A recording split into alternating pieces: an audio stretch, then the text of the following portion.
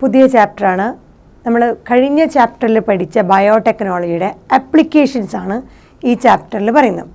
So കഴിഞ്ഞ ചാപ്റ്ററിൽ ഈ ബയോടെക്നോളജിയുടെ റീകോമ്പിനന്റ് DNA ടെക്നോളജി എന്താണ്, എങ്ങനെയാണ് ഒരു ഓർഗാനിസത്തിൽ നിന്ന് DNA ഐസൊലേറ്റ് ചെയ്യുന്നത്, അതിനെ എങ്ങനെയാണ് റെസ്ട്രിക്ഷൻ എൻസൈംസ് വെച്ച് കട്ട് ചെയ്ത് സ്പെസിഫിക് ജീൻ ഓഫ് ഇൻട്രസ്റ്റ് എടുക്കുന്നത്, അതിനെ എങ്ങനെയാണ് ഒരു ക്ലോണിംഗ് വെക്ടറുമായിട്ട് യോജിപ്പിക്കുന്നത്, ലിങ്ക് ചെയ്യുന്നത് DNA ലൈഗേസ് വെച്ചിട്ട്, അങ്ങനെ ഉണ്ടായ റീകോമ്പിനന്റ് DNA ഒരു ഹോസ്റ്റ് സെല്ലിലേക്ക് എങ്ങനെയാണ് ട്രാൻസ്ഫർ ചെയ്യുന്നത്, അതിനുശേഷം ആ ഹോസ്റ്റ് സെല്ല് മൾട്ടിപ്ലൈ ചെയ്ത് നമ്മൾ കൊടുത്ത ജീൻ ഓഫ് ഇൻട്രസ്റ്റിൻ്റെ ഒരുപാട് കോപ്പീസ് എങ്ങനെയാണ് പ്രൊഡ്യൂസ് ചെയ്യുന്നത്, ആ നമ്മുടെ പ്രോഡക്റ്റ് എങ്ങനെയാണ് ഡൗൺ സ്ട്രീം പ്രോസസ്സിങ് വഴി പ്യൂരിഫൈ ചെയ്ത് സെപ്പറേറ്റ് ചെയ്ത് എടുക്കുന്നത്.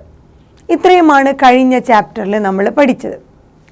ഈ ചാപ്റ്ററിൽ നമ്മൾ നേരത്തെ പറഞ്ഞ ആ പ്രോസസ്സുകളൊക്കെ, ഈ ബയോടെക്നോളജിയുടെ പ്രോസസ്സുകളെല്ലാം അപ്ലൈ ചെയ്യുന്ന ഫീൽഡുകൾ എവിടേക്കാണ്, ഏതൊക്കെ ഏരിയയിലാണ് ഈ ബയോടെക്നോളജി അപ്ലൈ ചെയ്യുന്നതാണ് ഈ ചാപ്റ്ററിൽ പറയുന്നത്.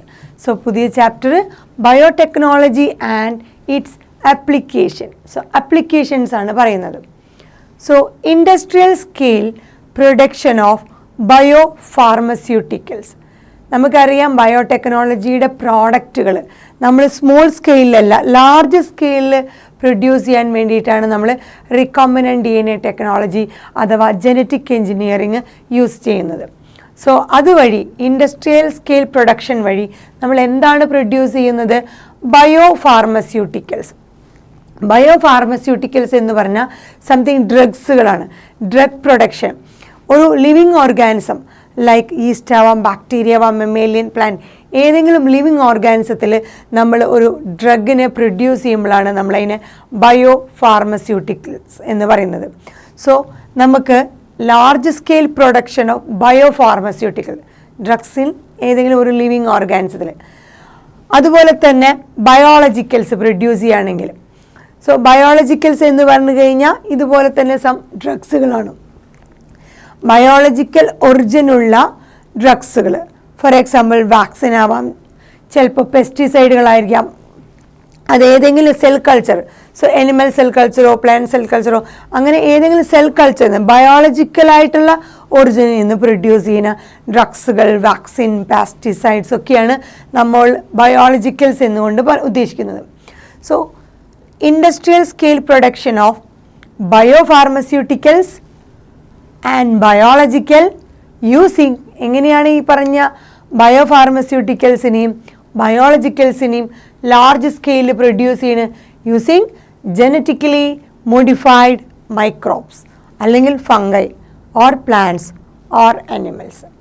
ഈ പറഞ്ഞ മൈക്രോ ഓർഗാനിസത്തിനെയോ ഫംഗൈനെയോ പ്ലാന്റ്സിനെയോ അനിമൽസിനെയോ ഇതിനെയൊക്കെ നമ്മൾ ജനറ്റിക്കലി മോഡിഫൈ ചെയ്ത് നമുക്ക് ആവശ്യമുള്ള bio pharmaceuticals and biologicals large സ്കെയിലിൽ പ്രൊഡ്യൂസ് ചെയ്യുന്നതാണ് ബയോടെക്നോളജിയുടെ ആപ്ലിക്കേഷൻ. സോ ബയോടെക്നോളജിയുടെ ഉപയോഗം എന്ന് പറയുന്നത് എവിടെയാണ്? Production of bio pharmaceuticals and biological using genetically modified. ആ ഓർഗാനിസത്തിൻ്റെ ജീനുകളെ എൻജിനീയറിങ് ചെയ്ത് മോഡിഫൈ ചെയ്തെടുക്കുന്നു. എങ്ങനത്തെ ഓർഗാനിസത്തിനെ? അത് മൈക്രോ ഓർഗാനിസം ആവാം, ഫംഗൈ ആവാം, പ്ലാന്റ് ആവാം, എനിമൽ ആവാം. എനി കൈൻഡ് ഓഫ് ലിവിങ് ഓർഗാനിസത്തിനെ ജനറ്റിക്കലി മോഡിഫൈ ചെയ്ത് നമുക്ക് ആവശ്യമുള്ള ബയോ ഫാർമസ്യൂട്ടിക്കൽസും ഇതുപോലെ ബയോളജിക്കൽസുമായിട്ടുള്ള പ്രോഡക്റ്റുകൾ ഉണ്ടാക്കുന്നതാണ് ബയോടെക്നോളജിയുടെ application. So applications of biotechnology നമുക്കൊന്ന് കാറ്റഗറൈസ് ചെയ്യണമെങ്കിൽ ഏതൊക്കെ ഫീൽഡിലാണ് ഒന്ന് നോക്കാം. ഒന്ന് തെറാപ്യൂട്ടിക്സ്. സോ തെറാപ്യൂട്ടിക്സ് എന്ന് പറഞ്ഞാൽ എന്തെങ്കിലും ഡിസീസിനെ നമ്മൾ ഹീൽ ചെയ്യാനായിട്ട് യൂസ് ചെയ്യുന്ന ആ ഒരു ബ്രാഞ്ച് ഓഫ് ബയോളജിയാണ്. സോ ഒരു ബ്രാഞ്ച് ഓഫ് ബയോളജി എന്ന് പറയുമ്പോൾ ബ്രാഞ്ച് ഓഫ് മെഡിസിൻ ആണ്.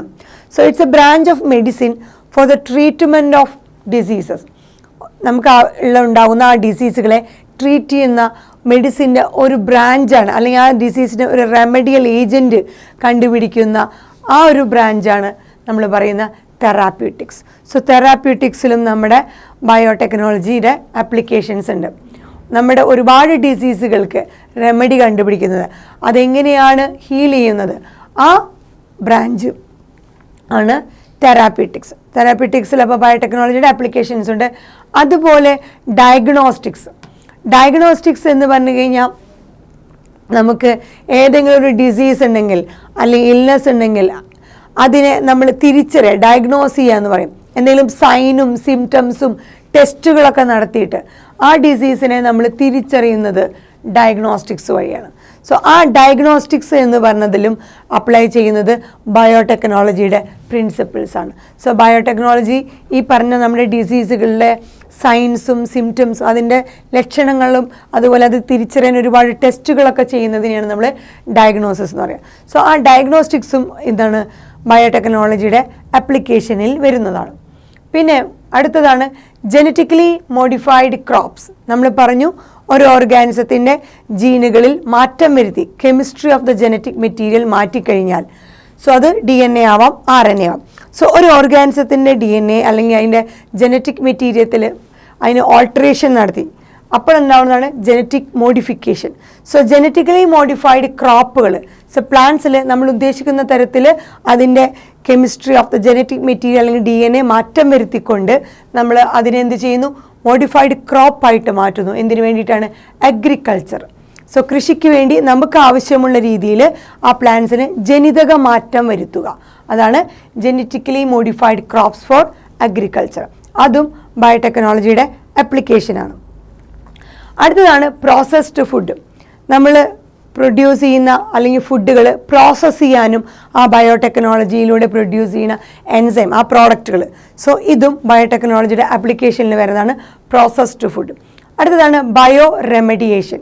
സോ ബയോ റെമഡിയേഷൻ എന്ന് പറഞ്ഞു കഴിഞ്ഞാൽ നാച്ചുറലി ഒക്കറിങ് ആയിട്ടുള്ള മൈക്രോ ഓർഗാനിസം ആവാം അല്ലെങ്കിൽ ബാക്ടീരിയ ആവാം, അതിനെ വെച്ചിട്ട് നമ്മൾ എൻവയോൺമെൻറ്റിനെ ക്ലീൻ ചെയ്യുന്നത്, അതിനെ പറയുന്ന പേരാണ് ബയോ റെമഡിയേഷൻ.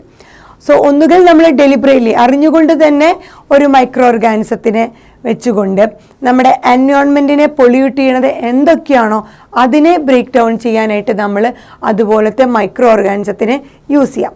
ചുരുക്കത്തിൽ പറഞ്ഞാൽ നമ്മുടെ ഒരു പൊല്യൂട്ടഡ് ആയിട്ടുള്ള ഏരിയനെ ക്ലീൻ ചെയ്യുന്ന ഒരു പ്രോസസ്സാണ് ബയോ റെമഡിയേഷൻ.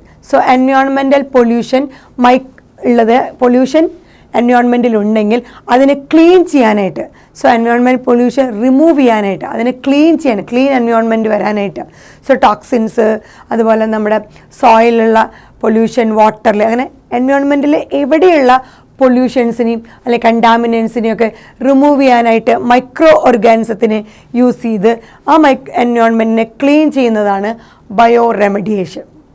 സോ അതും ലിവിങ് ഓർഗാനിസം അല്ലെങ്കിൽ മൈക്രോ ഓർഗാനിസത്തിനെ വെച്ചിട്ട് നമ്മൾ ഇതിനെ എൻവയോൺമെൻറ്റിനെ ക്ലീൻ ചെയ്യാനായിട്ട് നമ്മൾ ഉപയോഗിക്കുന്നതാണ് ബയോ റെമഡിയേഷൻ. അതുകൊണ്ട് അത് ബയോടെക്നോളജിയുടെ ആപ്ലിക്കേഷനിൽ വരുന്നു. പിന്നീട് വേസ്റ്റ് ട്രീറ്റ്മെൻറ്റ്. സോ വേസ്റ്റ് ട്രീറ്റ്മെൻറ്റിലും നമ്മൾ പഠിച്ചിട്ടുണ്ട് ആ സീവേജ് ട്രീറ്റ്മെൻറ്റ് എങ്ങനെയാണ്. സോ വേസ്റ്റ് വാട്ടർ ആയിക്കോട്ടെ അതുപോലെ വേസ്റ്റുകളായിക്കോട്ടെ അതിൻ്റെ ട്രീറ്റ്മെൻറ്റിലും വരുന്നത് മൈക്രോ ഓർഗാനിസത്തിൻ്റെ പ്രസൻസ് ആണ്. സോ അതും ബയോടെക്നോളജിയുടെ ആപ്ലിക്കേഷനിൽ വരുന്നു. ലാസ്റ്റ് പറയുന്നത് എനർജി പ്രൊഡക്ഷൻ. സോ നമുക്ക് ബയോസെൻസിങ് ടെക്നോളജീസ് വെച്ചിട്ട് എനർജി പ്രൊഡ്യൂസ് ചെയ്യുന്നതും ബയോടെക്നോളജിയുടെ ആപ്ലിക്കേഷനിലാണ്. സോ ബയോടെക്നോളജിയുടെ ആപ്ലിക്കേഷൻ വളരെ വാസ്റ്റായിട്ട് പോകുന്നതാണ്. സോ ഒന്ന് പറയുന്നത് therapeutics, diagnostics, genetically modified crops four agriculture and processed food, bio remediation, waste treatment and energy production. ഇതിൽ നമ്മൾ ഈ ജനറ്റിക്കലി മോഡിഫൈഡ് ക്രോപ്പുകളെ കുറിച്ച് ഈ ചാപ്റ്ററിൽ ഡീറ്റെയിൽ ആയിട്ട് പറയുന്നുണ്ട്. അതുപോലെ നമ്മുടെ തെറാപ്യൂട്ടിക്സ്, സോ മെഡിസിൻ ആ ഫീൽഡിലും അതുപോലെ അഗ്രികൾച്ചറിലും നമ്മൾ ഈ ബയോടെക്നോളജി ആപ്ലിക്കേഷൻസ് കുറച്ച് ഡീറ്റെയിൽഡായിട്ട് ഈ ചാപ്റ്ററിൽ ഡിസ്കസ് ചെയ്യുന്നുണ്ട്.